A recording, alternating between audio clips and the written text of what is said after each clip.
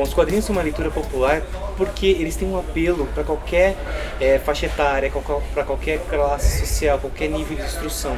Os quadrinhos são uma linguagem extremamente eclética, híbrida, que mistura texto e imagem e que facilita muito com que você compreenda ideias complexas. Então, mesmo que você esteja se divertindo lendo um gibi, você está também aprendendo ao mesmo tempo. Então, os filmes baseados em quadrinhos que estão na moda há mais de uma década, que têm feito Hollywood ficar muito contente com grandes bilheterias, ou mesmo os seriados, os desenhos animados baseados em quadrinhos, eles são versões novas de histórias que já vêm sendo contadas há muito tempo. Na verdade, eles são transposições, traduções, né, para uma outra mídia que tem uma linguagem diferente, mas que se vale do quê? De todo o potencial criativo e imaginativo que os quadrinhos trazem, porque os quadrinhos eles são o quê? Hoje em dia, como posso dizer, uma espécie de nova mitologia que está sendo construída. Os filmes da Marvel, eles se valem do seguinte: eles trabalham principalmente com heróis que são críveis, heróis que podem ser você, que eu posso ser esse herói também, todo mundo pode se identificar com um personagem num nível ou outro. A Marvel, nos quadrinhos, nos anos 60, revolucionou o mercado de super-heróis, né, porque existem outros gêneros de quadrinhos também, mas especificamente falando de super-heróis, ao trazer os personagens que eram fantásticos para o mundo real. Então, um Homem-Aranha, por exemplo, é alguém que se preocupa em pagar as contas, se preocupa com a saúde da tia, se preocupa com os estudos. Qualquer um pode se identificar com isso. É muito mais difícil você se identificar com um bilionário que se veste de morcego ou com um cara que veio de outro planeta. Então, você consegue se colocar no lugar desses personagens. Eles podem ser você ao mesmo tempo que você pode ser eles. E esse é o grande trunfo desses personagens. Então, hoje em dia você está no melhor momento para você descobrir os quadrinhos, em particular os quadrinhos nacionais, que cresceram muito na última década. Então, desde quadrinhos infantis, você pode encontrar quadrinhos eróticos, quadrinhos adultos voltados a temas como guerra, aventura, histórico, né? Tem quadrinhos maravilhosos sobre a história do próprio Brasil. Eu posso citar para vocês alguns autores maravilhosos, que são Marcelo de Salete, Marcelo Quintanilha, André Diniz. São só alguns dos grandes nomes que produzem quadrinhos hoje. Eu mesmo estou no meio desse grupo, dessa geração que está desbravando novos gêneros. Então tem muita gente legal para você descobrir.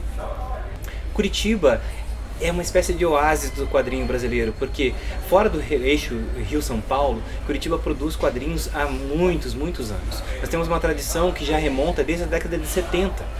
E em particular, depois que surgiu a Gibiteca de Curitiba, que é a primeira do mundo, que é um espaço dedicado não só a guardar a memória dos quadrinhos, mas a fomentar artistas, e isso aconteceu em 82, né? Curitiba tem uma produção contínua de quadrinhos, é uma das cidades do Brasil que mais produz quadrinhos, né? Então você pode se surpreender sabendo que existem autores daqui da cidade que produzem suas histórias autorais e que também produzem os grandes heróis que você lê nos quadrinhos internacionais, muitos deles saem daqui de Curitiba. Ter sido indicado ao Prêmio Jabuti, além de ter ganho outros prêmios de quadrinhos, especificamente de quadrinhos, é muito importante porque isso é uma espécie de reconhecimento que os quadrinhos estão tendo hoje enquanto leitura, né? Então, os quadrinhos não estão mais presos num nicho só. Pessoas de qualquer idade podem ler, né?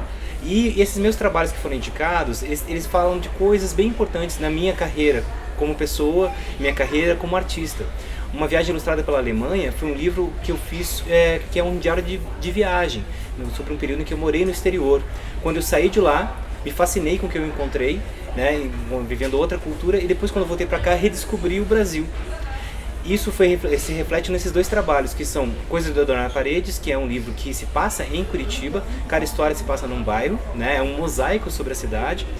E também A Infância do Brasil, que é o meu trabalho mais recente, que tem tido uma ótima repercussão, porque eu reconto a história do Brasil. Acho que nesse momento em que nós vivemos, em que muita gente nega a história, é importante que a gente possa refletir sobre ela. E eu reconto a história do país, desde o século XVI até o presente, sob a perspectiva das crianças, não de uma infância idealizada e tudo mais, mas não, estou falando sobre a dureza que é você ter sido criança no Brasil do passado e da dureza que é você ser criança hoje também.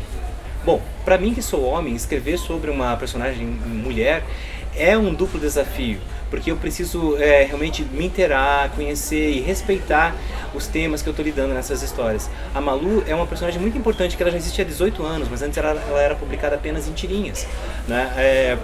Inclusive, esse livrinho aqui, ele reúne as melhores tiras dela, que foram publicadas nesses últimos anos. E ela está numa fase nova, que além dos livros, agora ela está migrando para a webcomic, e em breve ela vai virar animação também. A Malu é uma personagem que ela fala exatamente daquelas coisas que eu falei quando eu estava respondendo sobre a Marvel, sobre você se preocupar com a escola, com a família, com as contas, e ela se passa em Curitiba.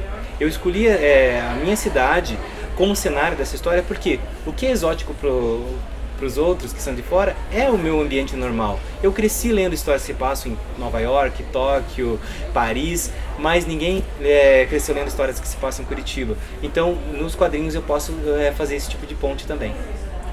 Não existe exatamente um jeito certo, você tem que encontrar o seu jeito de começar a ler quadrinhos. Se você não começou ainda, na verdade você já leu, em algum momento da sua vida você teve contato com quadrinhos. É impossível você não ter tido contato com eles. Talvez você tenha se desligado deles porque não encontrou alguma coisa que falava com você em um momento específico da sua vida. Mas hoje, nas prateleiras de uma livraria como essa aqui, você tem tanta coisa que você talvez não imagina, de tantos gêneros, que você vai com certeza encontrar algo que vai fazer bem pra você, que vai fazer com que você questione, com que você possa refletir o mundo ao teu redor e a você mesmo.